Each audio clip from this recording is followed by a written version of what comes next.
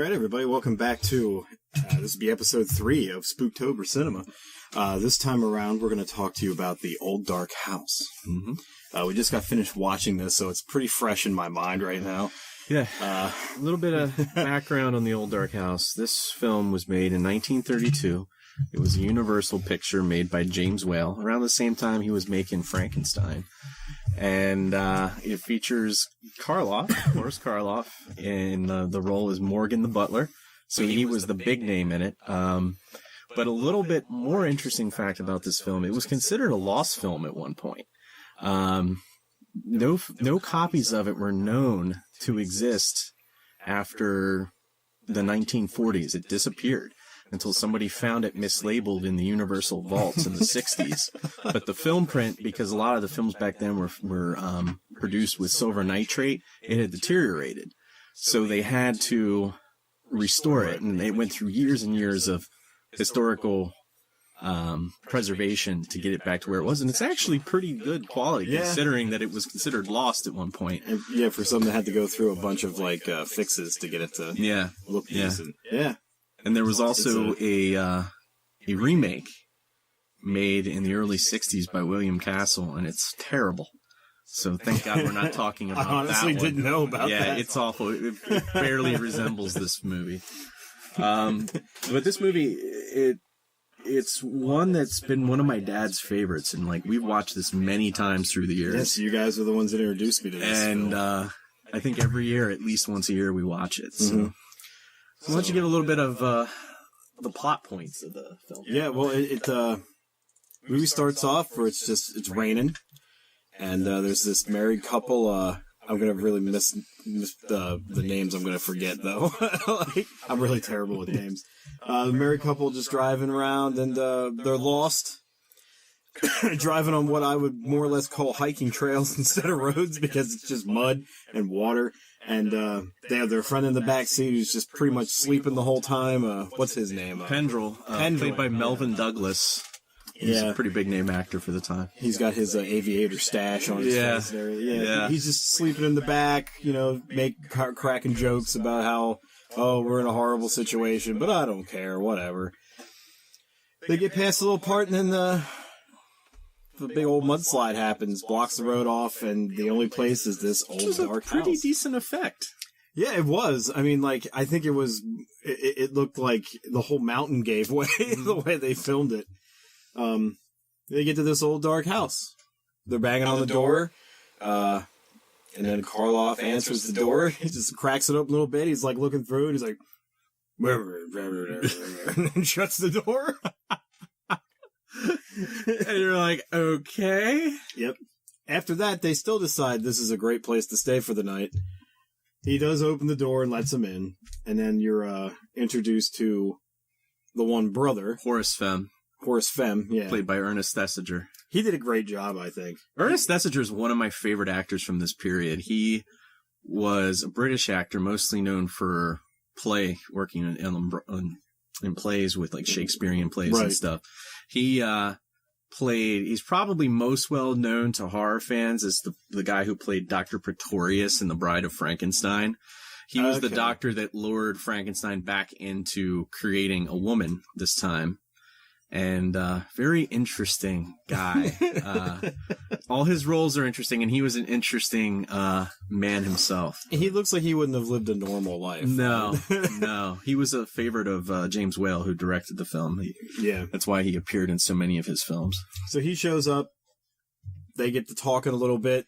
Not very normal things that people that just meet would talk about. And then we meet the sister. She's deaf. Rebecca. She's going deaf. She can't hear that well, and she doesn't want anybody to really stay there.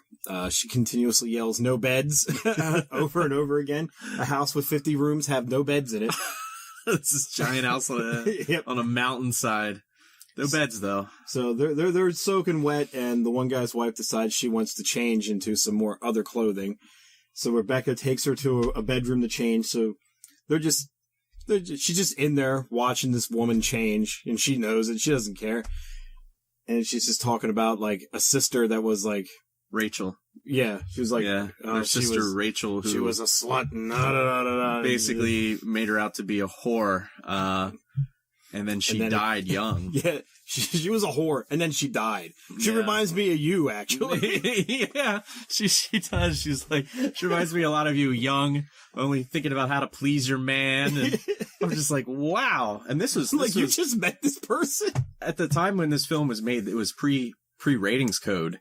So, like, they could say stuff like that. If this would have been in the 40s, she would have never said how to please your man on film like this. Mm-hmm. But basically, it says that, that everything is wicked. Yeah. They're all wicked. And she just grabs for, like, the upper part of her chest. Basically. Scares the shit out of the woman. The point she's trying to make is she's like that her dress is really nice, but it'll rot. And that, the heart can rot, too. Yep. And then she, like, presses on her chest and, like... That's the scariest thing that happens. Yeah.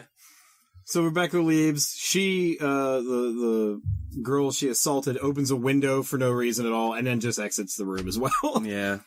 So then we get back to dinner. We get back to the living room, and then just like Rebecca's like, dinner! Shut up! And then the table's already made, and there's food already cooked on it, steaming and everything. Apparently Morgan's busy. Yeah.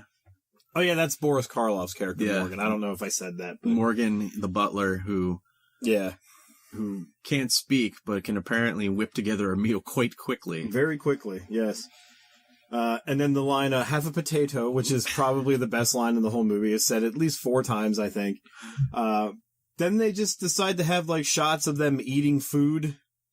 It's kind of weird. The one guy's, like, picking black stuff out of his potato that I don't understand what the hell that's all about.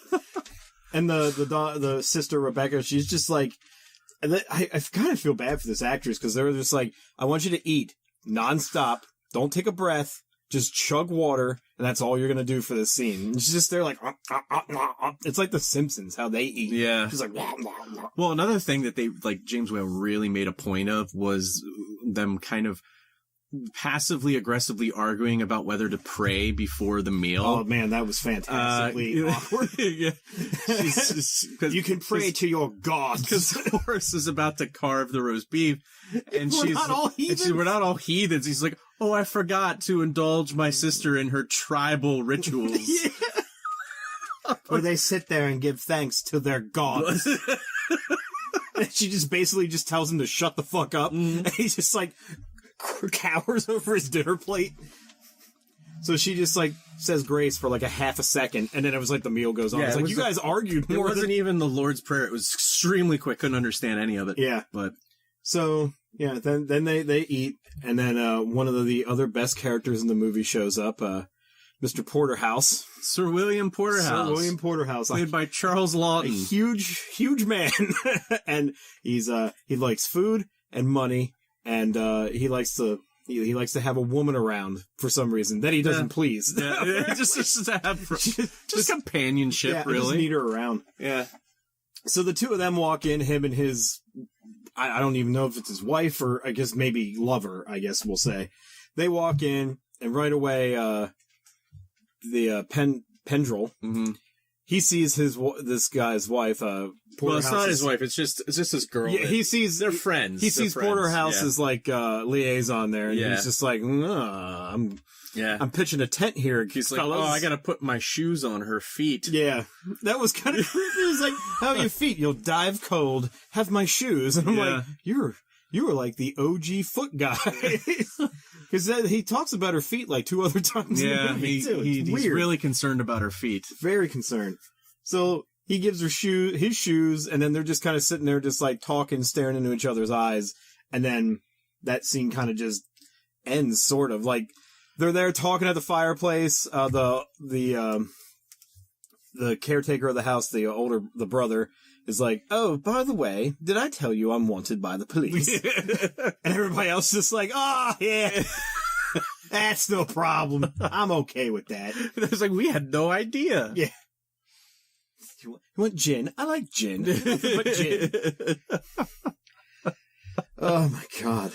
So, yeah, they're just sitting there talking around the fire. And then also during the dinner scene, you find out that for some reason, Horace is the guy who rigged up the electricity that's self-sustaining to this house. Oh, Morgan. Morgan. did. I told you, I'm terrible with names. Karloff's character. Yeah, Karloff's character, Morgan, the retard of the family. No, he just can't speak. He's you don't slow. Know, you don't know much more than that. They're like, he's dumb, basically. But he's the guy who rigs up the electricity of the house. And they're like, yeah, I could go out at any moment. And then it does. It does, yeah. And then one of my favorite lines in the film, because at this point, Morgan's a drunk. So Morgan's in the kitchen drinking. Yeah. And they're all sitting around the fire and the lights go out.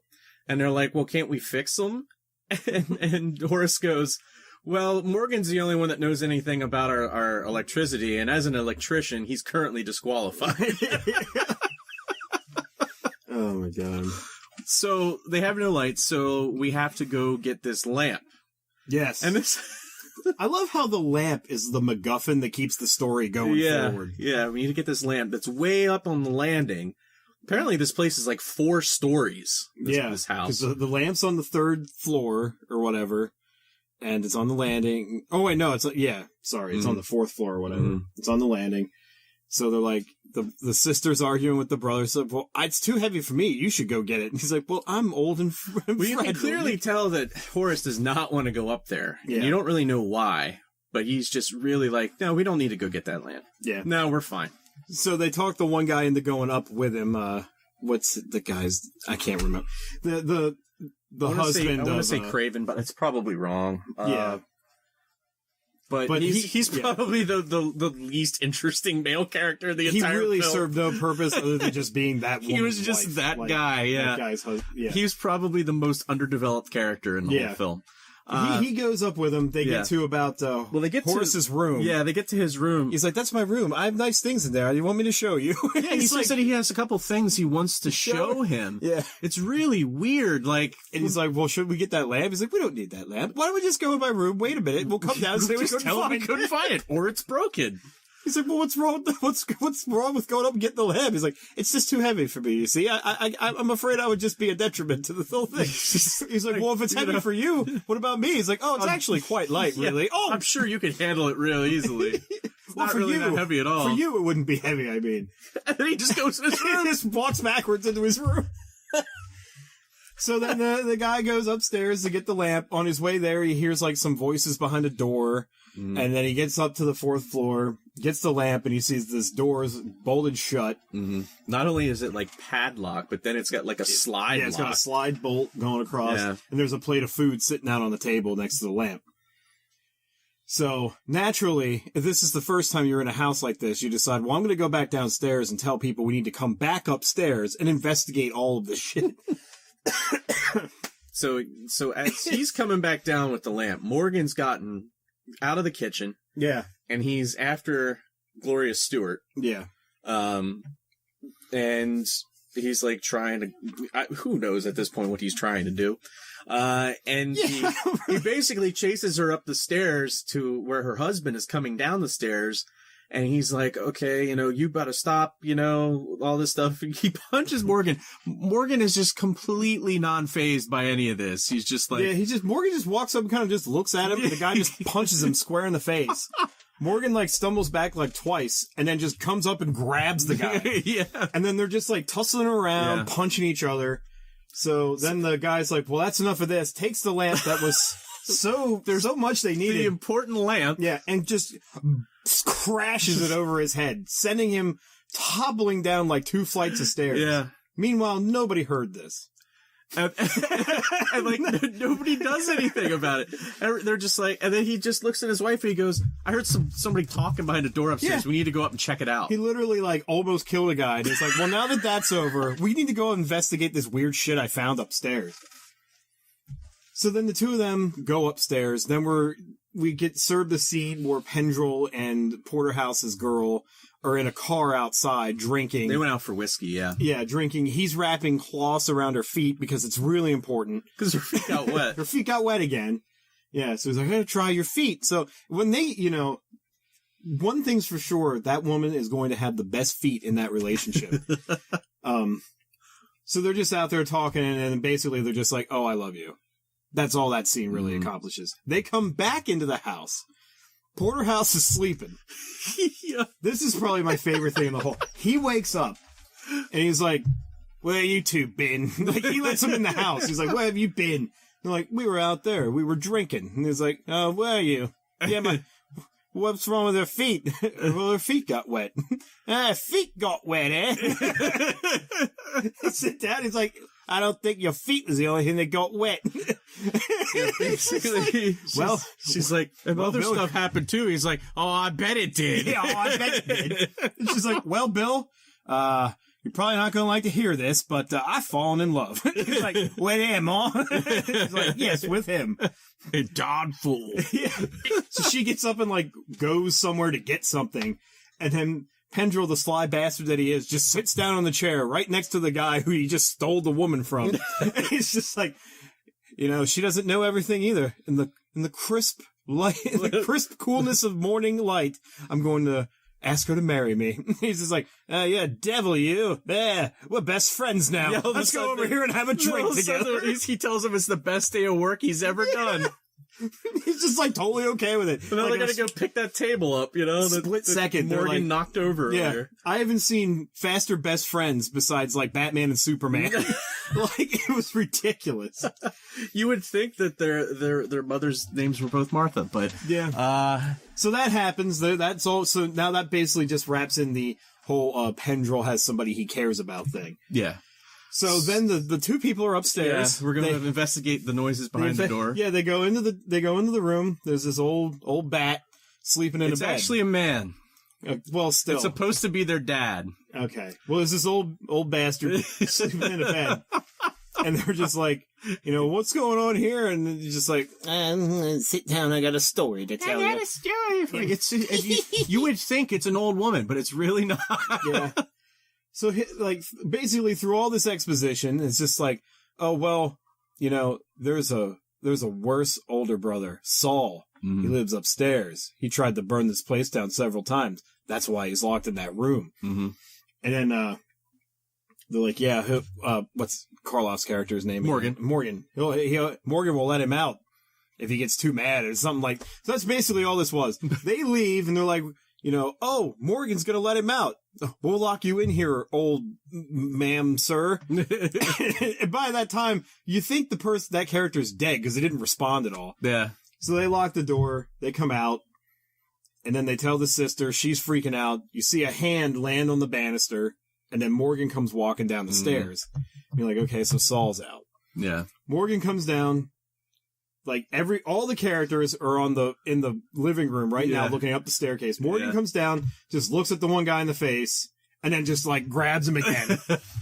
It takes 3 grown men to rustle this guy into the kitchen to lock him in there. Yeah. So then, that's all out of the way. So then we have the reveal of Saul. And he kind of looks like, the dad from Arrested Development. Yeah, kind of. So he comes down and he's just like, "Oh, you know, they've locked me up there. They're really quite mad, you see. That's not them. It's not me. It's them, really." Yeah. So he gets Pendrell to, like, believe that he's been, like, you know, being captive. So Pendrell's trying to get out, and then he's like, "Oh, well, maybe we should go have a talk over here." It's like, "Stop, I want to tell you a story." Yeah. So that Pendrell's like, okay, this guy is mad. Yeah. Saul picks this knife up, and they're just sitting at a table talking, and Saul professes his love to him. Tells him about that fire really is there. It's really a knife, a cold knife, and it burns like ice. Yeah, it's so weird. Pendrell's like looking over. He's like, "Oh, I'm gonna hit him with this fireplace poker." and then like he's like trying not so, you know, easily to go pick it up. He's being very noticeable with trying to get this thing. So then Saul's just like, "Oh, you know, he stabs his brother, and he tried to stab again. The 3rd time he threw it like a javelin," and he, like, throws the knife at the chair. It misses Pendrell. He has this chance to have a knife now to stab Saul with, so he just takes it off and throws it to the side. Throws it away. Goes for the poker. Meanwhile, Saul WWE style breaks a chair over him. And then grabs fire from out of the fireplace to start burning the house. To do a Daffy Duck laughing sound, and then climbs up the stairs to go burn the drapes. The fire up is like, it's like burning drapes. Pendrell wakes up. He's trying to put the fire out. There's a tussle. They fall off a banister. So, the whole meantime in a cupboard, the two female characters, they're in this cupboard barred in. And, it's so fucking dumb. Well, Morgan lets them out. Morgan comes and lets them out, keeps giving the rape eyes to the one to the one female. And she's like, you don't understand, they're both hurt. So Morgan's like, what? And he looks over and he's like, oh God, Saul. Saul up, carries him over the threshold, like back up to his room, I guess.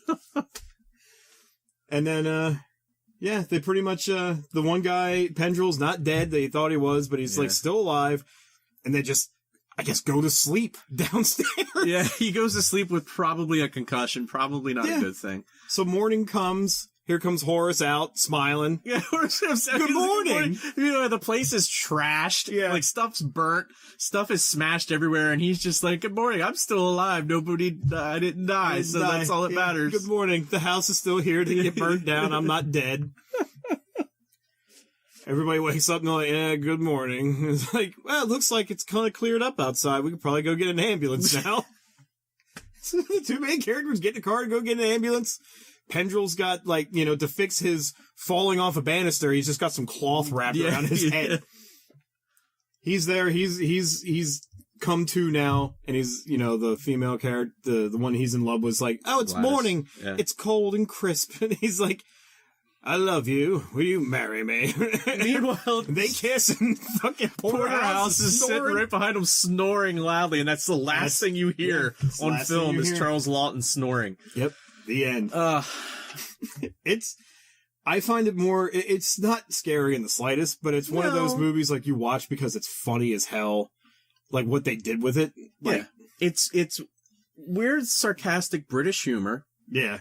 Mixed with, it's supposed to be creepy situations, but there's not. It's not really. There's a couple of interesting camera tricks, like in the bedroom with the mirrors and stuff, but like it's not creepy. It's like using a bowl of grapes and saying they're eyeballs. It's the old haunted house film. It's supposed to have some mystery, who's locked in the attic. The Saul character is... It's a bit underwhelming to me. Yeah, because I was expecting somebody to be, like, even bigger or something than Morgan. Like, because they're like, we need Morgan because of Saul. And I'm like, well... It took 3 grown men to even possibly subdue Morgan. Yeah. And Saul's like 4'8". Yeah, like this old man. Saul's not very big at all. Yeah. He's just like a little guy. And it's just like, well, we need Morgan to keep him under control. I was expecting it would be like somebody like Karloff times like 3 or something. But no, it would have been hard for them to find somebody that big back then. Well, it's stilts. But, it's a good film. It's got good atmosphere. It's dark. It's shadowy. The atmosphere is spot on. It's quiet. There's no music. Yeah.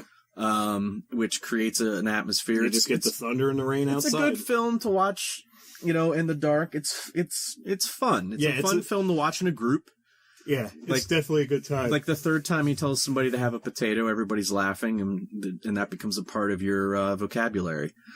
But so I give this movie a 9 out of 10. I love this movie. It's like you said, it's a good time. Unlike the next movie we're going to talk about. It's a good time, and like I said, it doesn't really matter how old you are. You will find something to laugh at in it. Yeah. And it's full of actors who went on to have great success elsewhere, or actors who maybe should have had more success than they did. Mm-hmm. And it's a good thing that they found a copy of it and brought it back. Yeah. I own the Kino International DVD version. It's probably the best version that's out there. There's no Blu-ray yet as far as I know, but hopefully there will be soon. I don't see why there shouldn't be. But so that's our review for The Old Dark House. Join us next time when we talk about Pumpkinhead. All right. Pumpkinhead. So thank you guys so much for watching. We'll catch you in the next episode.